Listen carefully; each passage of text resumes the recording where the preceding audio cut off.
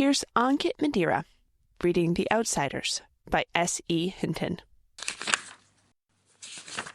When I stepped out into the bright sunlight from the darkness of the movie house, I had only two things on my mind: Paul Newman and a ride home. I was wishing I looked like Paul Newman. He looks tough, and I don't. But I guess my own looks aren't so bad.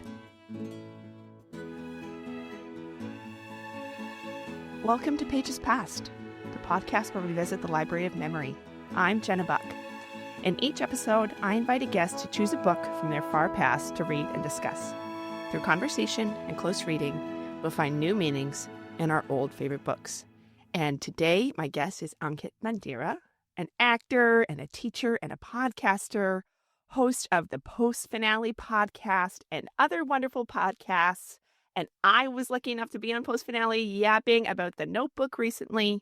And now I am so excited to have you on my show. Welcome to Pages Past.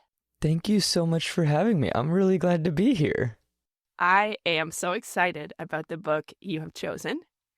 It is The Outsiders by S.E. Hinton.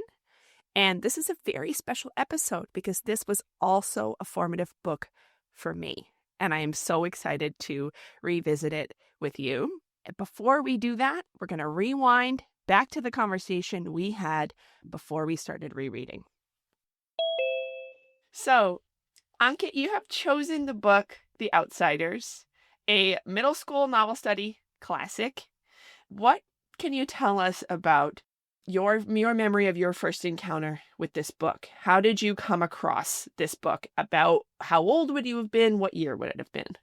I think I read this book freshman year of high school. It was definitely school reading, and it was definitely after I had moved to Washington. So it would have been 8th grade or later, because I moved in when I was going into 8th grade to Washington State.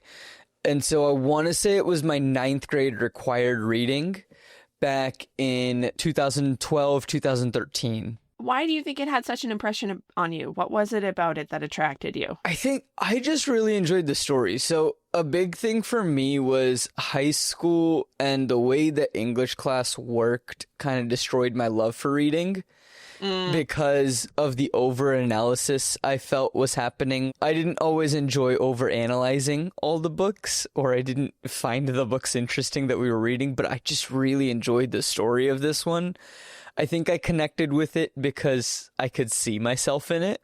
That was a big portion of it, because that's also the time that I started trying acting and doing things like that. Do you remember what part of it or what character it was that you related to specifically? It was Ponyboy, and then I wish I could tell you Ponyboy's like friend, who I know he like runs away and ends up like in a hospital, but I cannot remember his name off the top of my mind to save my life. He's played by Ralph Macchio in the movie. I know that much. Like, it's that character, but I can't remember the name of him. I also read this book as an adolescent, and it was not 2012, I can tell you that. But for some reason, I know that his name is Johnny. Okay, great. And what do you remember about the book itself? Like, is there anything that strikes you that's stuck in your memory? And why do you think it stuck? I think what stuck was the idea that nothing is written. And like your future isn't written. These circumstances don't define you. That's really interesting. The Ponyboy character, I think, is kind of supposed to be the character you relate to, and maybe even a bit of an author self-insert type character. And he is always getting the "you're not like other girls" messaging, because he is perhaps really smart and talented and isn't going to be a career gangster the way some of the other people in the book are. Would you be able to give somebody a really brief plot summary? Like, what do you remember about like the main events of the book? Okay, so the main events that I remember are that Ponyboy is a gangster, and he's part of this gang of kids who, they're gangsters, but they're not really gangsters. They don't want to go around and like actually hurt anybody, but they want to like look cool with their leather jackets and their slick back hair. Like, they're more teenage gangsters than actually gangsters. And I think like someone steals something, which then causes people to get in trouble and the gang to like actually get in trouble for the first time. Johnny has something going on with his parents that isn't going well. If I remember correctly, it's Johnny's dad, and that's why Johnny runs away. One of the leaders, whose name also I don't remember, gets attacked by the police, and he doesn't actually have a weapon, but the police assume he has a weapon because it's dark and it's like a silhouette, and Ponyboy's running to try to save him, but Ponyboy sees this happen, and then you get the iconic line, "Stay golden, Ponyboy," but I don't remember much more past that. What do you think about how it might read differently as an adult? Like, what do you think you're going to be reading for with your more mature eyes? I think definitely some of the themes are going to be different, and I'm probably going to pick up on maybe some of what they were saying. I'll understand more, and I think without going in, forcing myself to analyze it, it might open me up just with life experience, being able to understand why some of the characters are making decisions that they're making. Like, what leads to Johnny actually deciding to leave? I don't remember. What leads to this ending happening? I don't fully remember, but I do remember as a kid a little bit. I didn't always understand the justification of why the characters were making that choice. And maybe now I'll be able to look at it and be like, I don't agree, but I understand why this choice was made. It'll be very interesting for us to see where you land now on that English class over-analysis. Mm-hmm. Because, of course, that's something that we do in this podcast, right? Is we kind of let the text take us where it takes us. Right. And it's also what I do in my shows. So, like, yeah, we'll see. Yeah, I do think that's something that kids get grumpy about. And as you get older, you're like, oh, my teacher had a point. Like... She knew what they were talking about. I just wish that it was more interesting books that we got to read. Yeah. Like, I think that was a big problem, was that I just didn't enjoy the books. Like, as a freshman in high school or a sophomore in high school, I don't want to be reading The Great Gatsby. I'm really looking forward to reading this one again. So thank you for this opportunity. I'm really excited, too. This is one that I loved as a kid as well. And I'm very intrigued to see how it holds up. And I am especially interested in thinking about how the author was a teenager when she wrote it. That part still baffles me. But I think that might also be why I connected with it so much, is that the writing wasn't trying to be, intellectual. It was just, here's a story. I'm going to tell you a story. Well, amazing. Thank you so much. I'm so excited to get reading. Before we go any further, let's drop this book into history and recap it for those who haven't read it, or more likely, haven't read it in a while. Fair warning, this is your last chance to turn back. This podcast runs on spoilers.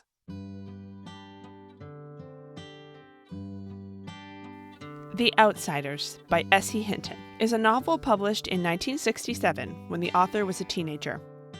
It was initially marketed to adults and didn't sell that well until it caught the attention of teachers and librarians, who helped it rise to become one of the best-selling books of all time in the young adult category, a category it helped invent. It got a movie adaptation with a stacked Brat Pack cast in 1983. It tells the story of Ponyboy Curtis, an artistic 14-year-old orphan in 1960s Oklahoma who lives with two older brothers, his overburdened, strict guardian, 20-year-old Derry, and the 16-year-old, bubbly, impulsive dropout, Soda Pop. They're all involved with a loosely organized group of teenage hoodlums who are part of the working-class greaser subculture of that time. While walking home from a movie, Ponyboy gets caught in the crossfire of a gang war that will escalate throughout the story between the greasers and their richer rival group, the Socs. He gets jumped and nearly knifed, but his greaser friends rescue him just in time, including the sweet, traumatized Johnny and the older and meaner, hardened criminal, Dally. The next night, Ponyboy, Johnny, and Dally sneak into the drive-in. They encounter two of their classmates, Soc girls, and Ponyboy takes a liking to the beautiful redhead, Cherry. Dally sexually harasses the girls, and Johnny, in a moment of unusual bravery, sticks up for them. Dally takes off, so Ponyboy and Johnny chat up the girls and walk home with them.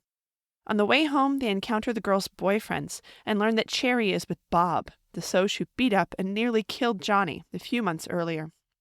They manage to defuse the situation. The girls go with their boyfriends, and Cherry asks Ponyboy not to say hi to her at school. Ponyboy is late getting home, which scares Derry and turns into a fight.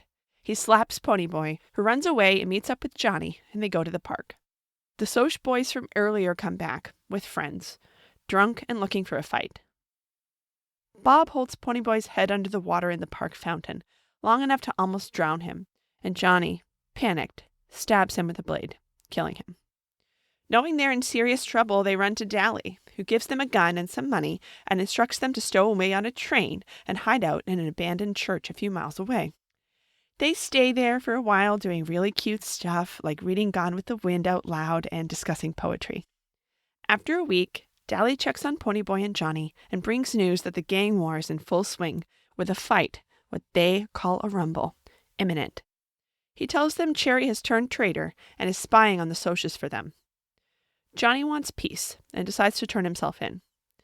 Dally pleads with him not to, saying he doesn't want Johnny to get hardened in jail like he did. Ponyboy realizes that Johnny is the only person Dally loves. But as they're leaving, they see the church has caught fire, possibly from one of their cigarettes. A group of children has wandered inside. Ponyboy and Johnny rush in to save them, but the roof caves in on Johnny, breaking his back and injuring him critically. The boys are heralded in the newspapers as heroes, and Johnny, though languishing with mortal injuries in the hospital, faces a charge of manslaughter. Ponyboy will have to attend a hearing to see if he'll be sent to a boys' home. Ponyboy runs into Randy, Bob's friend, who says he's sick of the conflict and won't be at the fight. In a seeming moment of human connection, he says the famous line, "Things are rough all over." The fight goes down and the greasers win. Dally and Ponyboy go to see Johnny and arrive just in time to witness his death. Dally runs from the room and immediately goes to rob a grocery store. When police catch up to him, he brandishes a gun and dies in a shootout in an apparent suicide by cop.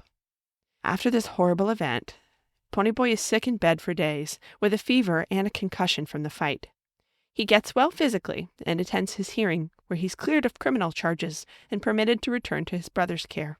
Ponyboy falls into a deep depression for weeks, refusing food, spending days in bed, and nearly failing out of school. He finds a note from Johnny tucked into his copy of Gone with the Wind from the hospital, saying he's at peace with his death and feels it was worth it, and instructing Ponyboy to make something of his life. Ponyboy decides to pull up his English grade by writing their story for an assignment. The paper opens with the same opening lines from the book, indicating that the Outsiders exists in universe, which makes it a poiemanon, a novel that tells the story of its own making. And that's The Outsiders by S.E. Hinton.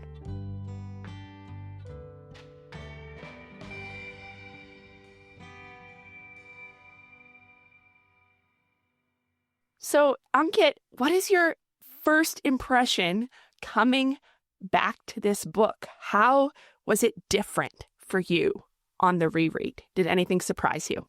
I think what surprised me was just being able to pick up on some of the subtleties that S.E. Hinton throws in there and the complexities of the people. You don't get that as much, I feel, or I didn't remember it as much, let's say, from when I read it when I was 13 or 14. But now reading it and I'm 27, I'm able to pick up on like, oh no, like I know people like that. I have met people like that. I have lived more life experience. And it's like, you know, when I was that age, the same age as these characters, I did not live in a place like this. But now having gone out into the world and experienced people, I'm like, oh no, like I know people that grew up like this. I know people that like this was their life.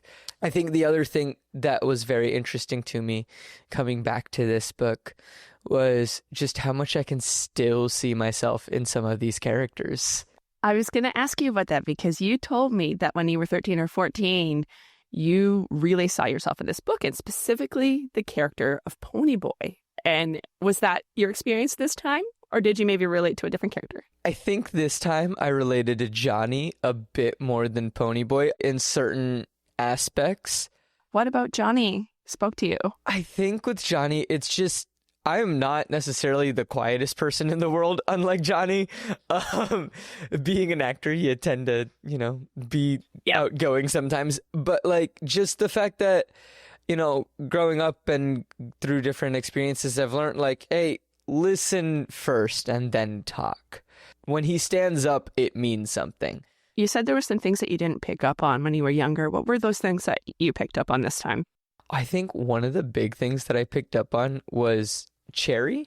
That's her name? Mm-hmm. Yeah. Cherry Valance. Yeah. Cherry Valance. I did not realize what she meant by I could fall in love with a guy like Dallas. I don't remember the exact quote that she had in the book. I could fall in love with Dallas Winston, she said. I hope I never see him again, or I will. And I didn't understand that. And I was like, how can you fall in love with someone, but like you know that you can fall in love, but that you can't? And it's like, oh, I've seen that happen now. It hasn't happened in my life experience for me, but like I've seen it happen to friends. And like I read the line, but I didn't know what it meant. Whereas now I feel like I know what it means a little more. Can you say more? What do you feel like it means? Like maybe we're learning something about her in that she's going to fall for someone who's going to hurt her. She has demons in her past. We don't know what's happened currently in her relationships. Something about this like bad boy archetype, she's drawn to it. Like when I read into it a bit, it almost makes me wonder, did Cherry ever face any type of abuse from her boyfriend? But it's complicated. I am not the right person to delve into that topic and have a full conversation about it. Yeah, and we know that he was a violent man. He gets killed early on. Because he's looking for trouble, because he's looking for a fight. Yes. So it makes me almost wonder, like, is this something that she deals with, and helping Ponyboy, helping Johnny, trying to help clear their names? Is this her way of maybe fighting back a little bit of something that she may or may not have faced? And that's my reading coming into it, just with a different perspective on life and different projects that I'm working on that teach me about these things. Yeah, it's really interesting because it's like she's fighting it. She wants to kind of bring justice for Johnny and Ponyboy. But at the same time, there's this like inexorable, inevitable pull that she feels toward these violent men. Exactly. Right. And she's just like has a compulsion to repeat this dynamic that she's already had. And it's so interesting. And it's very wise coming from someone who was like a kid, like a teenager when she wrote it. Like she must have seen this around her to be able to replicate it so faithfully. It's crazy that a kid wrote this book. Wild. There's a few little things where you're reading it and you're like, a kid wrote this. Every now and again. Yeah. Was there one that you were thinking of? Not like a very clear one, because I still think it flows for the story. And there were a few moments where in the audiobook, and I can't place exactly where it was, but I was like just listening to it as I'm driving, and I'm just like, oh, that was a weird line.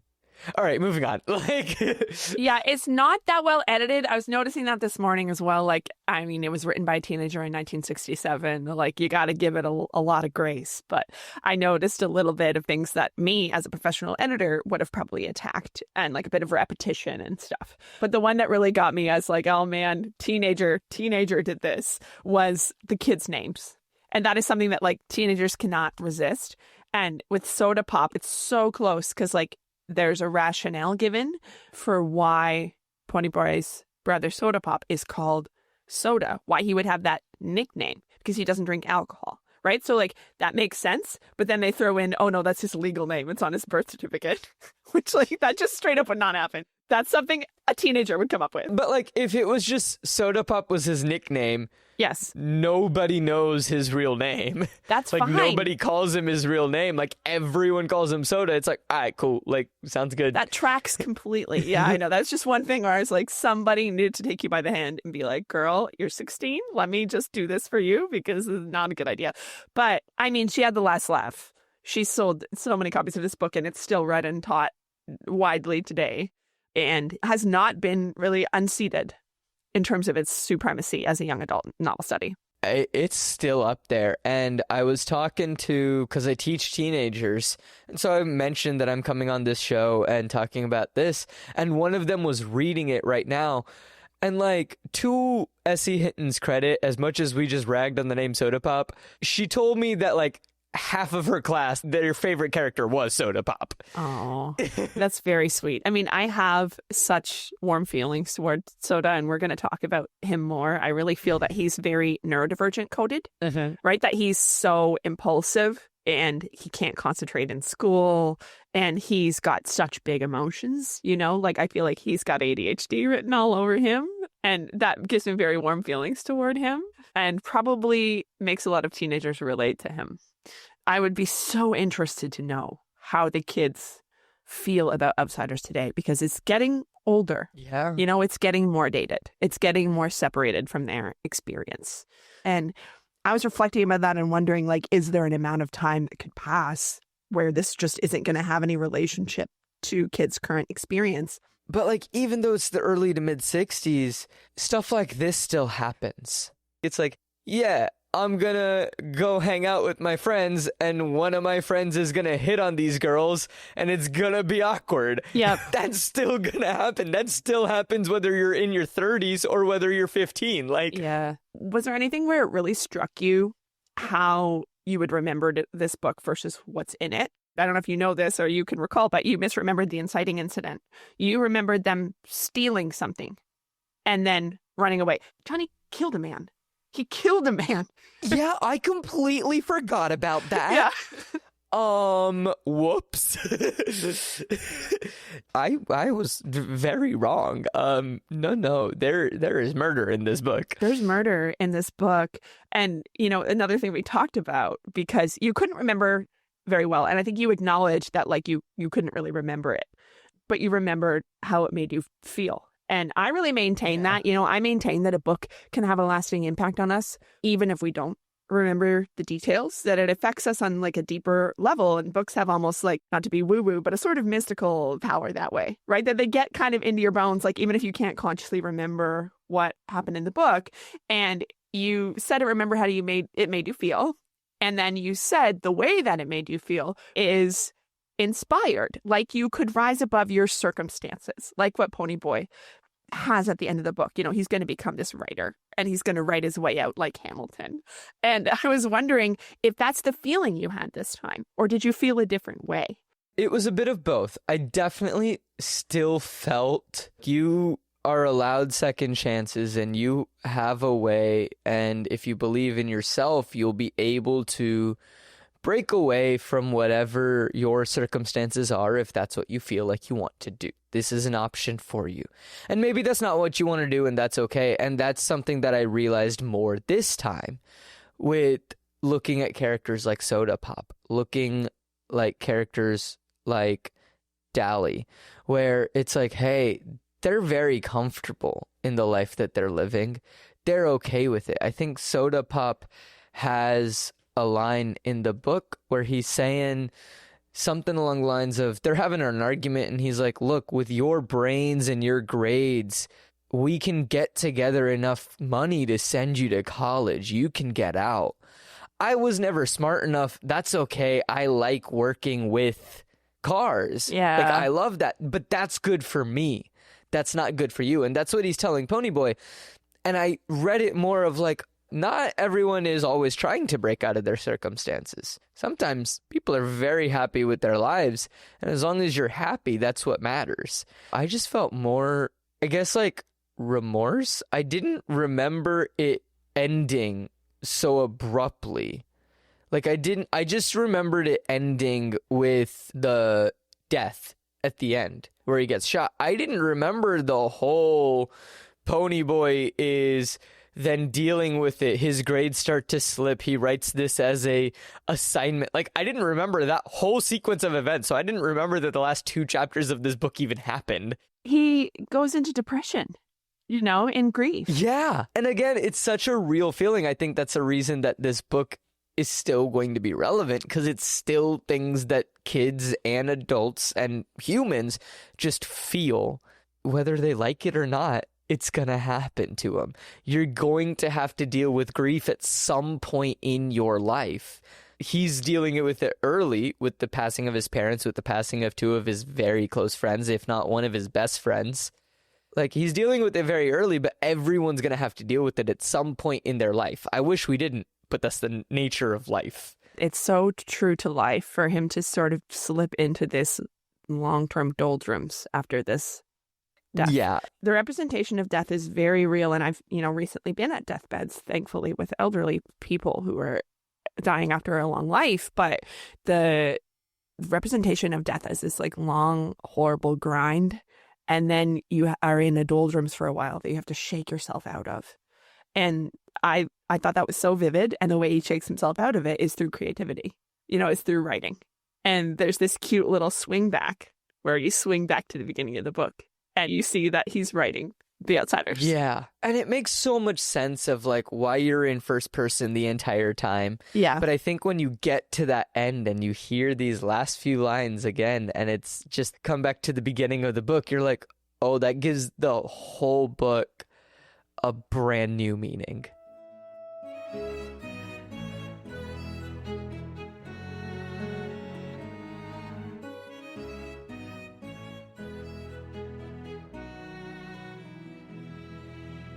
We've arrived at our theme discussion. In each episode, we choose a theme to read the text through, and together we chose the theme of fear. And we can find fear many places in this text. Where would you like to start? Where do you see fear show up? I think fear shows up the entire time. I mean, it starts at the beginning of the book where he's like, I should not be walking home alone. Like, there is a fear right there. It's like the first few lines of the book. I had a long walk home and no company, but I usually loan it anyway for no reason except I like to watch movies undisturbed so I can go into them and live them with the actors. And then he continues on, I thought I was the only person in the world that did, so I loaned it.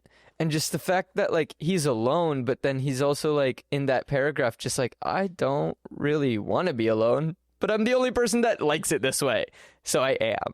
I think he was sort of afraid to ask other people to go to the movies with him, right? He likes to be alone. He feels that other people don't experience the world the way that he does.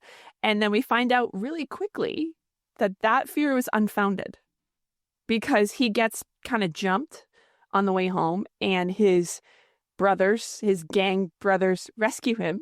And one of the kids who he doesn't even like, I think it's 2-Bit, says, you don't do this. We'll come along.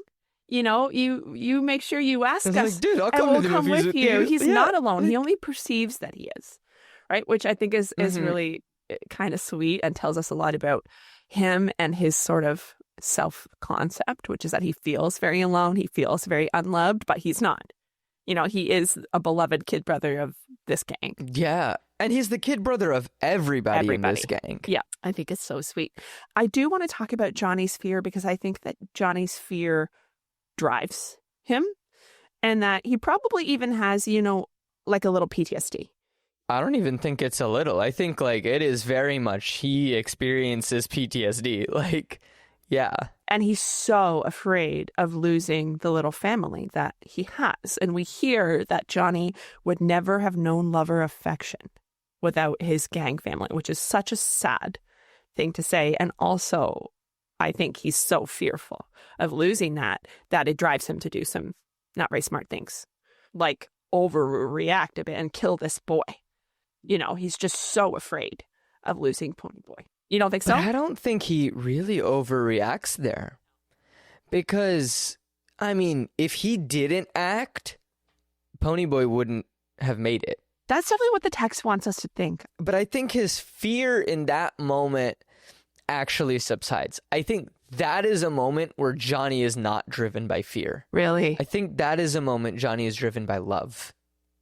Because otherwise, he wouldn't have gone to stab the guy.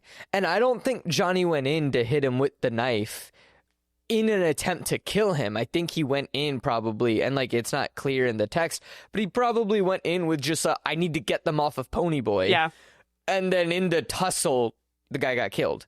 But the way that I read Johnny, it does not feel like he would be driven by the fear. Even if this is the guy that beat him up, I don't think he would go in and try to actively kill someone. And I think we're kind of reading it the same way, because I was imagining like his fear of losing Ponyboy. Okay. Which is just another way of saying love. It is driven by love. And I guess those things, one can cause the other, one can manifest as the other in a way. And they're very intertwined emotions. One thing I notice, I think it's subtle. I'm not sure I can point to a specific example. Maybe you can think of one. But Johnny is very, very fearful all the time. We hear that he's outwardly timid and he's not as tough as the other boys. And the other boys accommodate that very lovingly. They don't really seem like they bully him as much as they bully the other boys. And I wonder what you make of that, why they're so accommodating of his fears. I think a lot of Johnny's fears stemmed from him getting beat up. Because the way that Ponyboy talks about him, he wasn't always like this. He was always quieter, but he wasn't necessarily always this scared of the world. And at least that's my reading of Johnny. But I think the reason that the others don't make fun of him as much is, one, Johnny's probably faced the worst of anything that any of these guys have ever felt, right? And he came out of it on the other side and still didn't say anything either.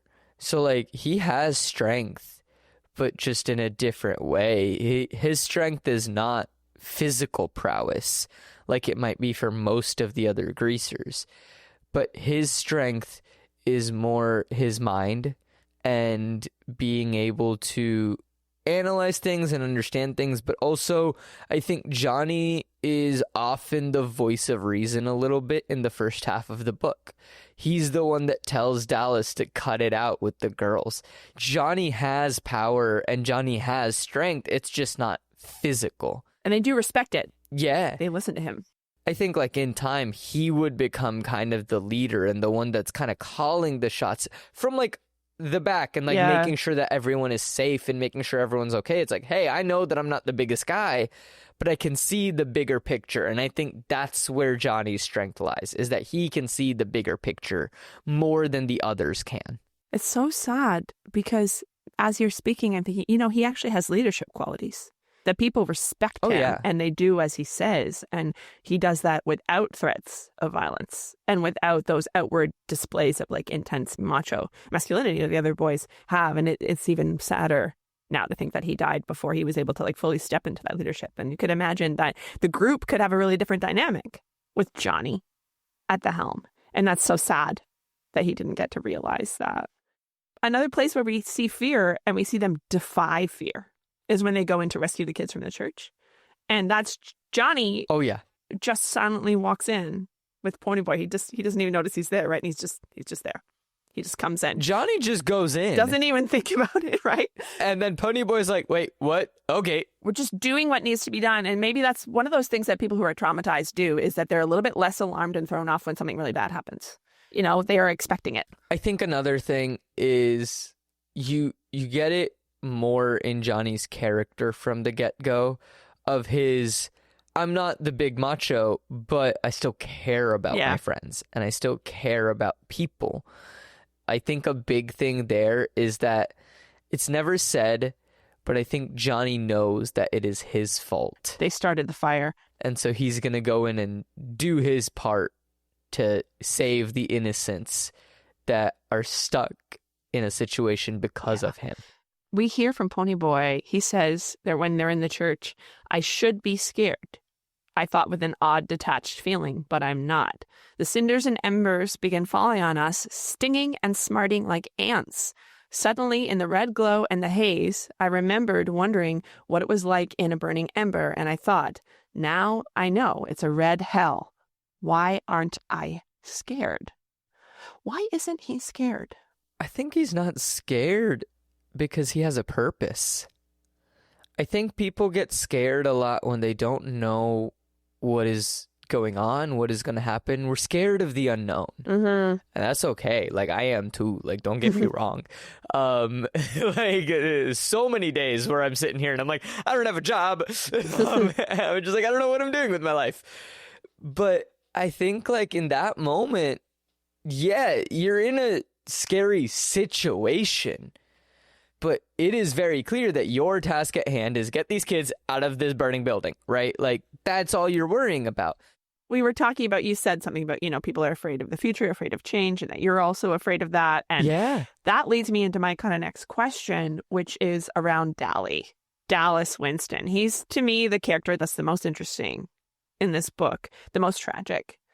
And he has this dramatic display of maybe not being afraid. He commits suicide by cop.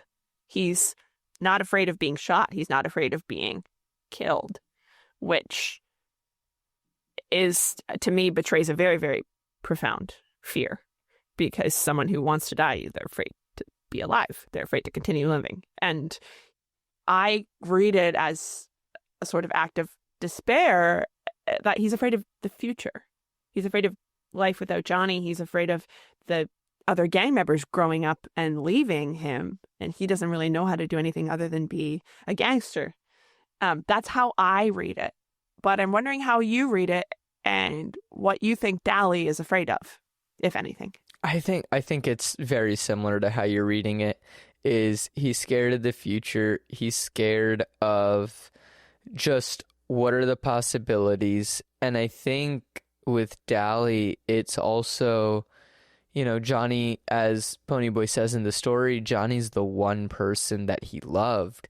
And now that that's gone, I think Dally is also scared that he's never going to be able to love again, and that he's never going to be able to connect again. And I think he's scared that the world is falling apart. And I think what scares Dally here is he sees Johnny, and if the world is cruel enough to take away this sweet, innocent kid who would not hurt a fly, then what's it gonna do to me, who is a notorious gangster in and out of juvie jail?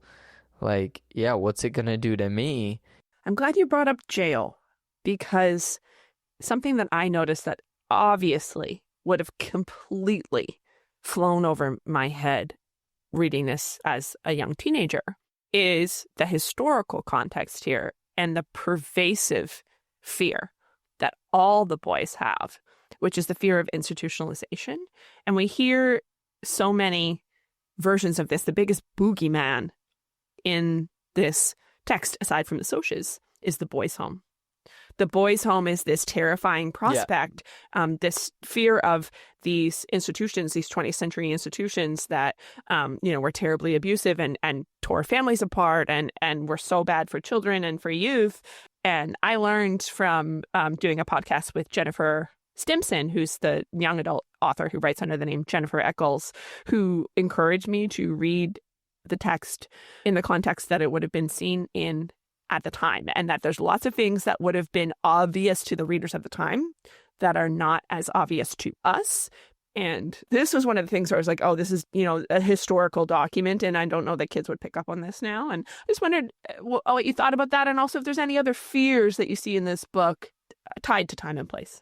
I think definitely back in the 60s, probably the boys' homes and juvie, like they were definitely so bigger and more widespread across the United States, at least, than they are now. Not saying that they're not still there, but I think another fear that you have, you just don't have as many gangs. No, it's running true. around. Yeah. Like you just don't. Like gang culture is just less. Like, it still exists, don't get me wrong, but like comparatively, it is significantly less. You might have two groups against each other, right? Like, as someone that went to high school, I guess almost a decade ago was when I graduated, we had our own groups. There wasn't as much fear of, I can't go near that group, even though they're in the same school as me. My friends and I were the band nerds, and then we had our friends and, we had our classmates who were the football guys. And by football, I mean American football. To all of the international listeners, I apologize. I don't know why it's called football either. But so American football. But I distinctly remember, after our senior year, we made it to the state finals and the football team lost.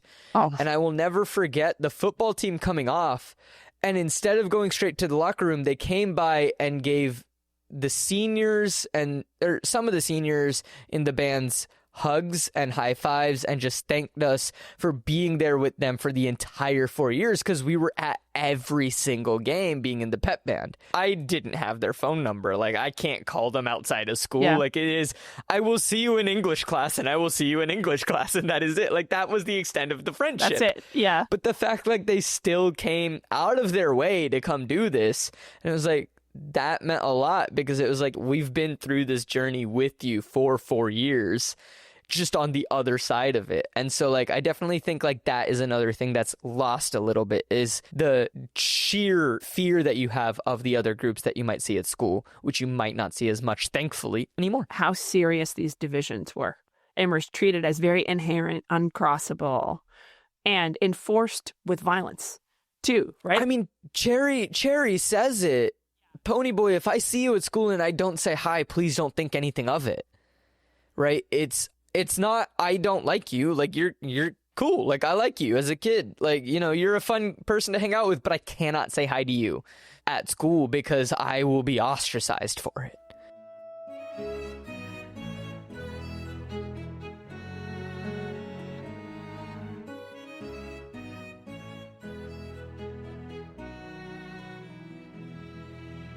We have arrived at our close reading segment. This is the time when I like to say, turn the book upside down, read it in a new way, and try to shake out some new meanings.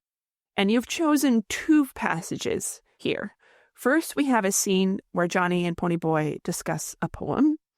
And then later, Johnny interprets the poem for Ponyboy in a letter that he sends to him from his deathbed. And I'll just catch the listeners up on this poem, which is that it's from 1923. It's a very widely read and taught poem from a very well-known poet, Robert Frost. It's likely that S.E. Hinton heard it in school. It's called Nothing Gold Can Stay.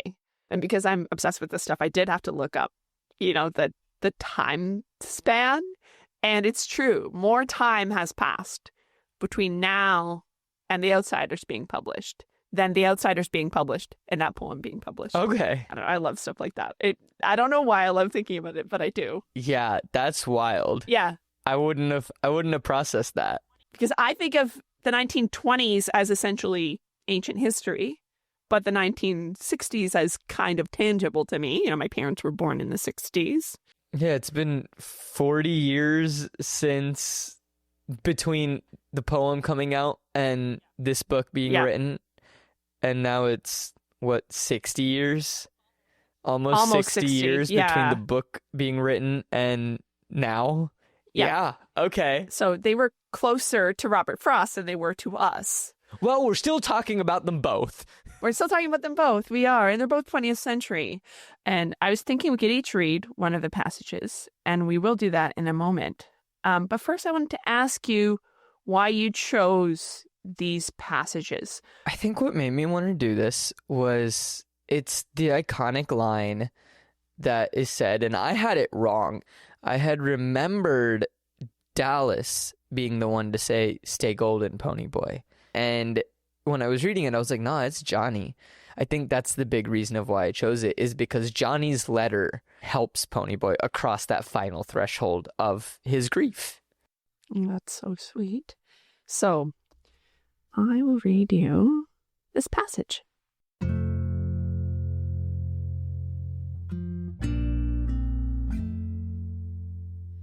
One morning, I woke up earlier than usual. Johnny and I slept huddled together for warmth. Dally had been right when he said it would get cold where we were going. Being careful not to wake Johnny up, I went to sit on the steps and smoke a cigarette. The dawn was coming then.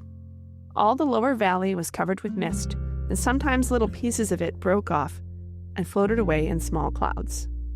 The sky was lighter in the east, and the horizon was a thin golden line. The clouds changed from gray to pink, and the mist was touched with gold. There was a silent moment where everything held its breath, and then the sun rose. It was beautiful. Golly, Johnny's voice beside me made me jump. That sure was pretty. Yeah. I sighed, wishing I had some paint to do a picture with while the sight was still fresh in my mind. The mist was what was pretty, Johnny said. All gold and silver. Mm-hmm, I said, trying to blow a smoke ring. Too bad it couldn't stay like that all the time. Nothing gold can stay. I was remembering a poem I'd read once. What? Nature's first green is gold, her hardest hue to hold. Her early leaf's a flower, but only so an hour. Then leaf subsides to leaf, so Eden sank to grief. So dawn goes down to day. Nothing gold can stay. Johnny was staring at me. Where'd you learn that? That's what I meant. Robert Frost wrote it. He meant more to it than I'm getting, though. I was trying to find the meaning the poem had in mind, but it eluded me. I always remembered it because I never quite got what he meant by it. You know, Johnny said slowly, I never noticed colors and clouds and stuff until you kept reminding me about them. It seems like they were never there before.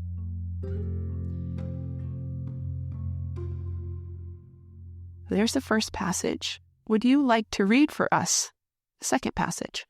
Of course.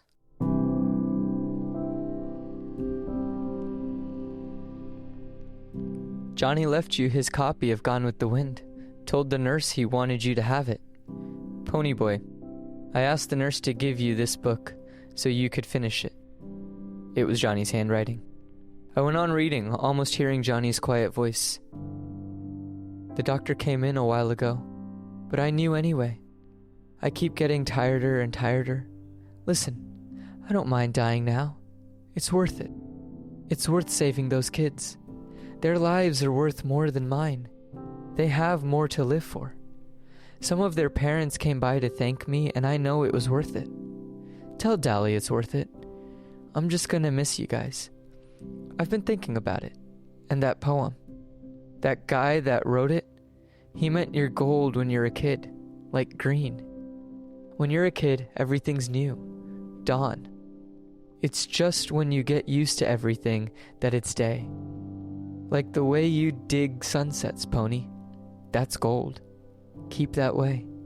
It's a good way to be. I want you to tell Dally to look at one. He'll probably think you're crazy, but ask for me. I don't think he's ever really seen a sunset. And don't be so bugged over being a greaser. You still have a lot of time to make yourself be what you want. There's still lots of good in the world. Tell Dally. I don't think he knows. Your buddy, Johnny. Tell Dally.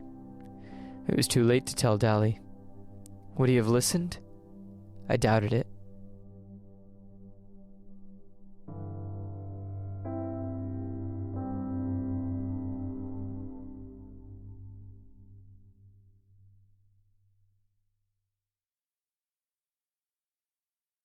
It's passages like this that make me realize why this book has endured for so long. Yeah.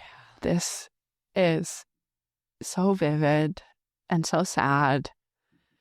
What is going on in this passage? So we are going to look at this through Lectio Divina. Lectio Divina is a reading practice that takes us through what we think of as a ladder up to the bigger meaning in the text. And we start with the most literal things and we go up to the most symbolic and mystical things. So the first thing we're going to talk about here is what's literally happening in these moments in the text. And I wonder if you can just talk a little bit about what you see happening, because this is Johnny giving the gift of helping Ponyboy move on. What do you see going on, on a narrative or literal level here? On a literal level, I see Johnny coming to peace with dying, right? These are his final words. We know that they're not his actual final words, as his final words are stay golden, Ponyboy. But these are his symbolic final words. And I think he definitely meant for these to be his final words because he knew that this was going to be read after his death. And so I think it's one, we see Johnny coming to terms with it. And that's the first half of the little bit of the passage that I read where he's like, I don't mind dying, right? I know that it's coming. And I think that's the literalness of that, of like, he has accepted his circumstances. He knows what's coming and he's okay with it. He has come to peace and he has come to terms with it. I think the next part of it is him trying to save his friends. And that's Johnny's last goal here literally is to tell Dally. And I think at the end, I think the line that hits me the most is, you still have a lot of time to make yourself be what you want. And I think that is such a beautiful line for anybody at any age, but especially for Ponyboy, who, correct me if I'm wrong, he's 14? 13? He's 14. He's 14. Just a baby. Just a child, a little boy, practically. So much time to change your life and change your circumstances if that is what he wants. And that is what Ponyboy wants. He's kind of subtly being like, hey, Pony, I'm not really that worried about you. You're going to be okay. You're good. Tell Dally, because he's the one that I'm scared for. It's a very justified fear, too. And we learn this, it's too late. Yeah. You know, this has already happened. Dally has already died. And, oh man, that really hurts. And I'm kind of wondering what Johnny thinks seeing a sunset is going to do for Dally. What do you think he thinks that's going to do? I think it'll help him just take in a moment that is different. And I don't think Johnny knows exactly what's going to happen for Dally when he sees the sunset. But I do think Johnny wants Dally to experience things that he has never gotten to experience before. Yeah, appreciate beauty and see something a little bigger than himself and his small universe that he lords over. The second step of Lectio Divina is figurative. So is there any allegory, any metaphor? What symbol can we find? And there's an obvious one here because they're reading symbolism into the poem and they're reading it onto their own lives. And Johnny even says, I've been thinking about it in the poem and the guy that wrote it. He meant you're gold when you're a kid, like green. When you're a kid, everything's new, dawn. It's just when you get used to everything that it's day. Like the way you dig sunsets, Pony, that's gold. Keep that way. It's a good way to be.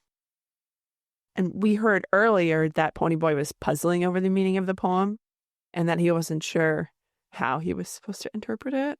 And I was wondering what spoke to you in terms of a metaphorical meaning in these passages. I think they nailed it pretty well. Life is going to happen, things are going to happen, and you're going to feel like day, and there's no way that you're not going to feel like day, right? You're going to get used to everything. But every now and again, you might need to go back, look at that sunset, and just remember that curiosity, and remember that it's okay to not know. It's okay to be curious and excited and whatnot for whatever you have coming up. But I think like that's the metaphor there. I love that. The part that I'm puzzling over or that spoke to me is actually a line from the poem, and it is the line that they're talking about, but I feel that I read it a little bit differently. It's the same metaphor, but you know, in the poem it says, so dawn goes down today. And it's not today as in this day. It's dawn goes down to day. It's like a fight, that it's violent. And innocence dies sort of violently or with grief. And that it's a painful transition.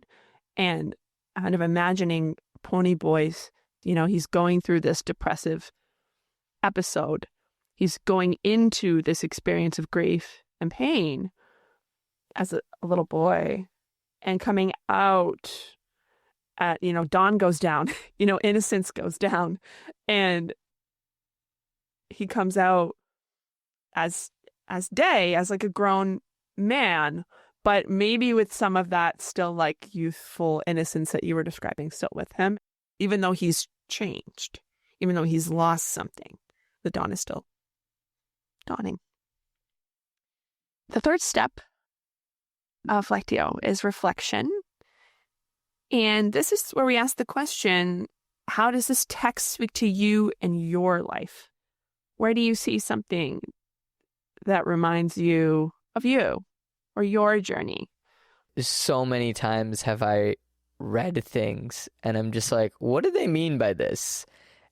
I'm just like, I don't like why this? Especially now with like the podcast that I do, getting into reading again more. It's just like, I don't really know what's going on here. Why this? Or like, I've started to, try and piece together what the author is sometimes trying to mean, but I don't always know. And I'm okay with not knowing. I don't need to know. But yeah, that's something, because like, it eluded me. Yep, it eluded me too, Ponyboy. I don't get it. Yeah. Yes. This is such a familiar feeling to me. I'm always puzzling through text. It's literally what I do. And I frequently feel disoriented. Mm-hmm. I'm like, I know that this is trying to say something to me. I know that this is inviting interpretation, whether this is with authorial intent or not. I'm supposed to get something out of this that I'm not getting. And I think what I draw from this, from my own life, and maybe this is taking us right into the next step, which is the final step of Lectio, which is that Ponyboy can't get the meaning of this until he goes through something that reveals the meaning to him. Mm-hmm. That he's holding this text in his head. He knows it's important to him. He's turning it over in his mind, but he doesn't understand it. He doesn't understand it until he goes through something that reveals it to him. And this, I think, is a great call to hold on to those puzzling things. Wait until you get a little older. Wait until more things happen. And then you can pull that little wisdom from that text and finally have that text do what it was trying to do for you. And to me, that's my step 4, because step 4 of Lectio Divina is, what does this make you feel called to do? And I think this makes me feel called to hold on to those puzzling pieces of text, like little jewels in a trinket box, knowing that one day I'm going to pull them out and it's going to be the right moment for that line. What does this text make you feel like you want to do or called to do? It makes me feel called to be open to new opportunities and new experiences. If you've never done something, be willing to do it at least once. And then make your informed decision about how that makes you feel and whether you want to do it or not. There are some things in the world you shouldn't do, but like, generally speaking, be open to new experiences and be willing to try things that put you out of your comfort zone. Dali wouldn't be comfortable sitting down and looking at a sunset, but maybe if he got the message, he'd be willing to do it for Johnny. Yeah, I love that. What a great thing to take from this book. Maybe he needed to look at that sunset. Maybe things could have been different. We'll never know.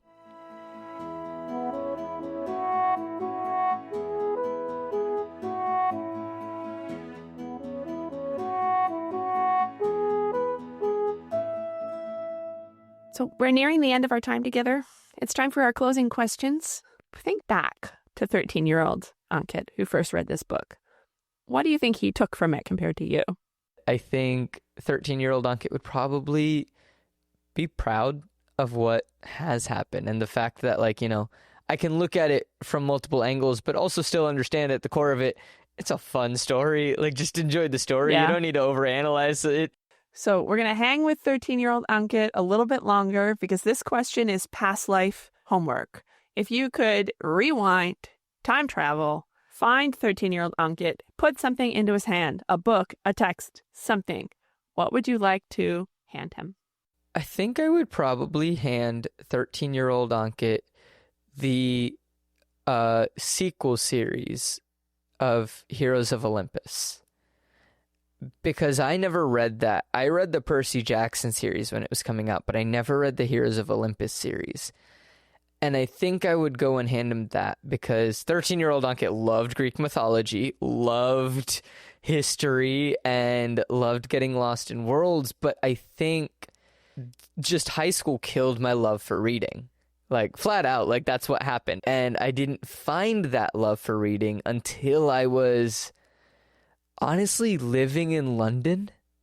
And like, I might have been close to being done with grad school before I found my love of reading again.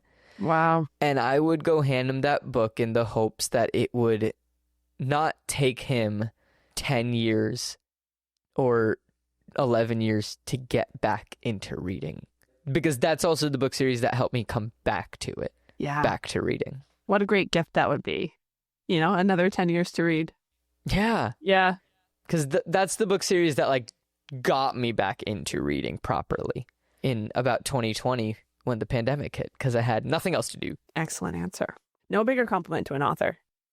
Finally, not every book can be a classic, even ones we love. Not everything stays on the shelf. Some things go down the library stairs. They go into those big creaky shelves that you have to crank to get them open. They're in the stacks. Like, they're still there if people really want to read them, but they're not offered as readings. They're not assigned anymore. They go into the archive rather than the library. And most things end up there. Even really good books. Time comes for almost everything. So for you, for the outsiders, do you feel this is shelf or this is stacks? I'm so glad I finally have a physical copy of this book. It's definitely going on the shelf for me. Awesome. Yeah, me too. Quietly, privately, I often feel that the majority of things, it's time to go to the stacks. That most things don't hold up. Most things don't stand the test of time. This is one where I felt it was unambiguous. Yeah. I strongly feel also that this belongs on the shelf. It made me want to write again. It was making me feel like creative. And that to me is a sign that something is generative. It's like it's inviting storytelling. There's something magical about this book. Well, thank you, Ankit, for spending this time together. Of course. This was a wonderful reading journey that you took me on. If our listeners want to find you, what are you working on? Where can they find you? Where can we hear you? Where can we see Ankit stuff? Yeah, the easiest place to keep up to date, and I'm trying to do a better job of keeping it up to date, is my website, which is ankitmadhira.com. So it's just ANKITMADHIRA.com. And that's where you'll find music. That's where you'll find my podcasts. That's where you will find any production that I am working on as an actor. If you want to find me on social media, Instagram is probably the best way. And it's just at Ankit Madhira, keeping it nice and simple. And then you can also find me on my podcast, which can be found anywhere. Post Finale, which I had Jenna on. So fun. Where it is a deep dive and my first time experiencing very popular films. So recently with Jenna, I did The Notebook, and then I actually have another podcast called Flip the Scripts, which is all about adaptations, where my friend Steven, who is a director, and I come in and we take a look at the original material and then the film or TV adaptation. And if you want to listen to my music, that is available anywhere you listen to music under my name, Ankit Madhira. Beautiful. Thank you so much for this, Ankit. Thank you for having me. This has been an absolute pleasure. Pages Past is a production of Yikes Media. It's hosted by me, Jenna Buck, and produced by Caleb Buys. Our theme music is by Kevin MacLeod. Thank you so much for listening. Keep up with the show at pagespastcast.com or on Instagram at pagespastcast. Get early updates and free extras by joining the free Patreon at patreon.com/pagespast. That's PAST. You can also become a paying patron. Through Patreon, this project is funded and made possible by listeners like you. Thank you. Special thanks to Hillary, Alex, Robin, Sam N., Sam E., Mike Schubert, and everyone at the Stony Brook University Podcast Incubator. Questions and responses on this program are edited significantly for length and clarity. I make every effort to represent conversations faithfully. Training any automated program on this content is prohibited by the copyright holders. Until next time, I hope all your library holds come in early, and happy reading.